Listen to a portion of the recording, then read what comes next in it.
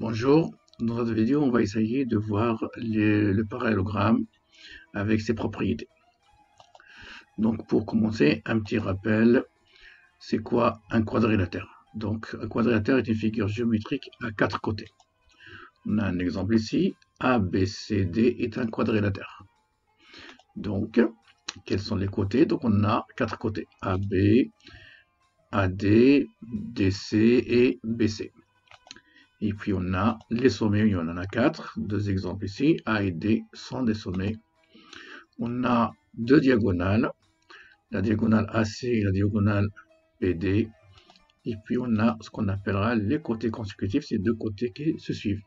Ils ont un sommet commun. Attention par contre à l'écriture du nom du quadrilatère. Un quadrilatère ABCD, c'est pas la même chose que ABDC. Le ABDC, il est croisé. Maintenant, c'est quoi un parallélogramme? Donc la définition est celle-ci. Un parallélogramme est un quadrilatère qui a ses côtés opposés, deux à deux parallèles. Un exemple, voilà, ABCD est un parallélogramme. Ça veut dire quoi? Ça veut dire qu'on a le côté BC et le côté AD sont parallèles, et en même temps, on a le côté AB et le côté CD qui sont parallèles. Quelques propriétés. Dans un parallélogramme, le point d'intersection des diagonales est le centre de symétrie du parallélogramme. Si on fait diagonale, le point d'intersection, c'est le centre de symétrie du parallélogramme. A, B, C, D, donc ce point-là, c'est son centre de symétrie.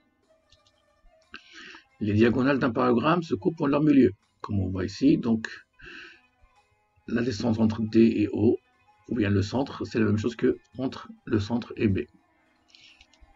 Après, on a les côtés opposés d'un parallélogramme sont toujours de même longueur. Et à la fin, on a les angles opposés d'un parallélogramme sont toujours de même mesure. Donc, c'est les propriétés à connaître toujours. Les diagonales se coupent en milieu, les côtés opposés sont de même longueur et les angles opposés sont de même mesure. Comment on fait pour construire maintenant un parallélogramme normal? Il suffit de tracer deux côtés qui ont un sommet commun. Par exemple ici, ces deux côtés-là. Donc, dans ce cas-là, on a par exemple, ici c'est le point A, ici c'est le point B, et donc ça c'est le quatrième, le point D. Donc il nous reste à trouver le point C. C'est facile, il suffit de prendre un compas et de mesurer la distance entre A et B. Une fois mesurée, on la reporte à ce moment-là à partir du point D. Voilà. On a fait un trait. Donc on va mesurer maintenant le côté AD. Et cette fois-ci, on va y aller sur le troisième sommet. Vous voyez, les deux sommets qu'on a mesurés, c'est pas là qu'on va garder le compas. On va y aller sur le troisième sommet. Et donc là, on va avoir un petit point.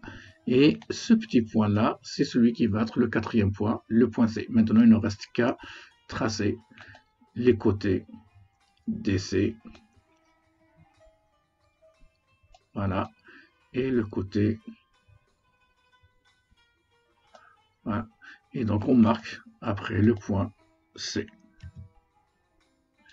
Et voilà le parallélogramme ABCD. C'est simple, avec un compas et une règle, on peut le faire. Il suffit bien donc qu'on va voir que ce côté-là AB est à la même longueur que DC. Donc maintenant, on va y aller voir les propriétés sur les quadrilatères. On sait que c'est un quadrilatère à ces diagonales qui se coupent en leur milieu, alors ce quadrilatère est un parallélogramme. Ce qui va nous donner une autre méthode pour construire le parallélogramme. Cette méthode-là, elle va consister à tracer les diagonales avant les deux côtés qu'on a fait tout à l'heure. Exemple, donc on a nos deux côtés, le premier côté, donc AD et AB. Nous voulons tracer le parallélogramme ABCD. Il suffit maintenant de tracer la diagonale DB et de chercher son milieu. Une fois on a trouvé son milieu, on va tracer la droite AI qui passe par le milieu. Et après, une fois on a tracé, il suffit de mesurer la distance entre A et I. Donc on mesure la distance entre A et I et on la reporte de l'autre côté. Et bien on a trouvé le point C. Maintenant qu'il ne reste qu'à dessiner. Voilà. Une deuxième méthode pour tracer un parallélogramme si on nous donne les mesures des diagonales. Parce qu'un quadrilatère qui a ses diagonales qui se coupent dans le milieu est toujours un parallélogramme. D'autres propriétés du quadrilatère. Cette fois-ci, on va faire un petit rappel sur les quadrilatères particuliers. Vous vous rappelez, le premier c'est lequel? C'est le rectangle. Qu'est-ce que c'est qu'un rectangle? On le voit ici. Qu'est-ce qu'il a? C'est un quadrilatère qui possède 4 angles droits. Tous les quadrilatères qui ont 4 angles droits sont des rectangles. Le deuxième, c'est lequel? Le losange. Voilà un petit dessin. Maintenant, c'est quoi la définition d'un losange? C'est un quadrilatère qui a 4 côtés de même longueur. Tout quadrilatère qui a 4 côtés de même longueur est un losange. Et donc, il y a le troisième quadrilatère qu'on connaît bien, c'est le carré. Le carré, il va regrouper les deux.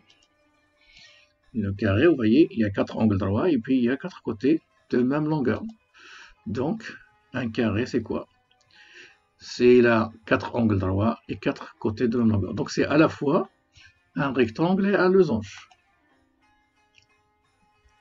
Il possède les deux. Voilà. Après ces petits rappels, donc maintenant on va faire le lien entre les rectangles et les parallélogrammes. Voilà. Ça, c'est un rectangle. Mais aussi, c'est un parallélogramme.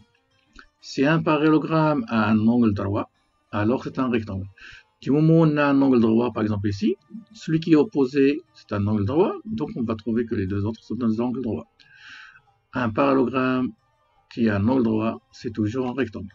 En même temps, pour les diagonales. Un parallélogramme a ses diagonales de même longueur, alors c'est un rectangle. Dès qu'on trouve un parallélogramme qui a les mêmes diagonales, alors c'est un rectangle. Le losange, c'est ce qu'on avait dit tout à l'heure. Donc il a les 4 côtés de même longueur.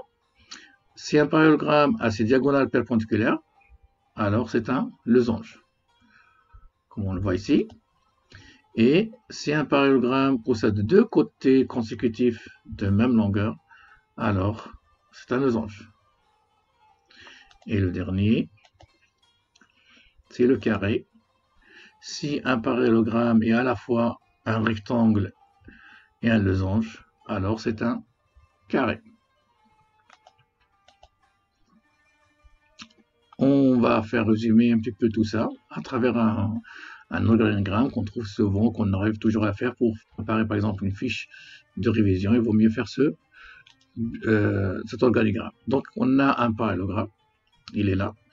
Donc qu'est-ce qui se passe s'il a un angle droit, ou bien si ses diagonales sont de la même longueur, il devient un rectangle.